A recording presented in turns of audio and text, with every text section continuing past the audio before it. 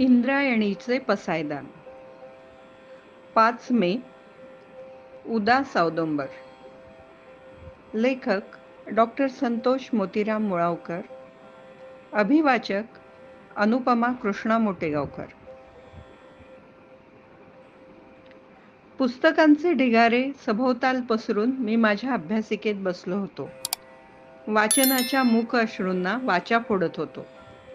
खिडकीतून डोकावणाऱ्या बालकवींच्या निसर्गाला याचं नवल वाटलं. काय असतं बरं वाचनात असं?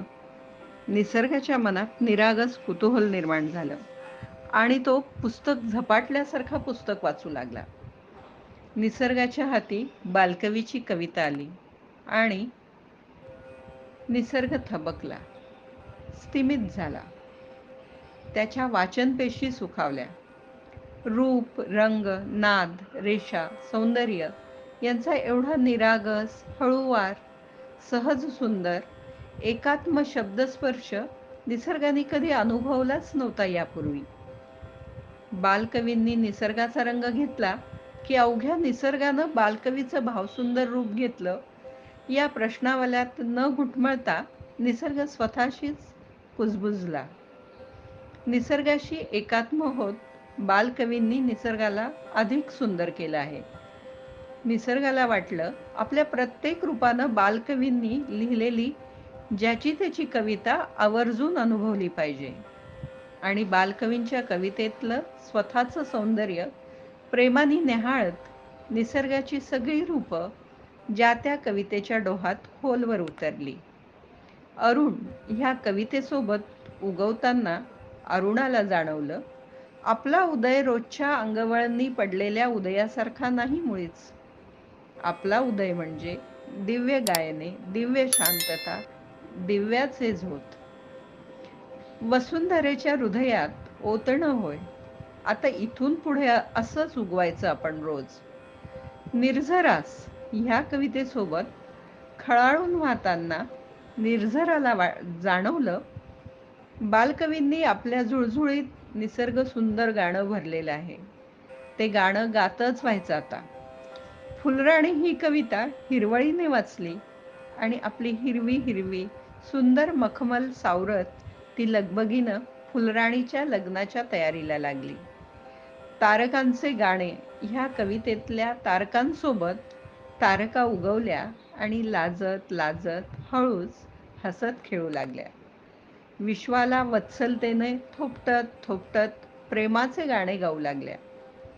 तारकांची उगवती व मावळती संध्या रजनी ह्या कवितेतल्या सारखीच होऊ लागली.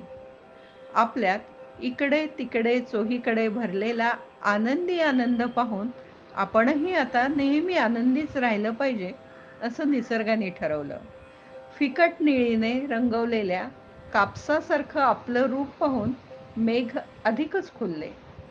आपल्या पाठीवरून फिरणारा गुलजार कुसुंब्याचा हार बालकवींचा आहे हे लक्षात येताच मेघ आतल्या आत गहिवरले. श्रावण मास ह्या कवितेसोबत रिमझिमताना हर्ष माझ्या हृदयात अशी श्रावणाची आनंदावस्था झाली. सुंदरतेच्या सुमनावरचे दव चुंबुनी घेण्यासाठी, चैतन्याच्या गोड कोवळ्या उन्हात हिंडण्यासाठी ऊनही आतुरलं. आणि औदुंबर, तो मात्र खिन्न होता. 5 मे 1918ला झालेल्या बालकवींच्या अपघाती मृत्यूच्या धक्क्यातून आणखी सावरला नव्हता. त्याच खिन्नतेत तो म्हणाला, ऐल तटावर पैल तटावर ही पुस्तके घेऊन काय बैसला असा एकटा उदास होऊन. 4 वर्गाची शाळा चिमुकली पैल टेकडीकडे, खेळगड्यांची दाट लागली हसरी गर्दी पुढे. पाय वाटना चरी तयातुनी अडवी तिडवी उडे, हिरव्या कवितेतून चालली निळ्या गाण्याकडे. झाकवुनी मन खिन्न काळीमा पसरी शाळेवर, पाय गाळुनी पुस्तकी बसला कसला औदुंबर. धन्यवाद.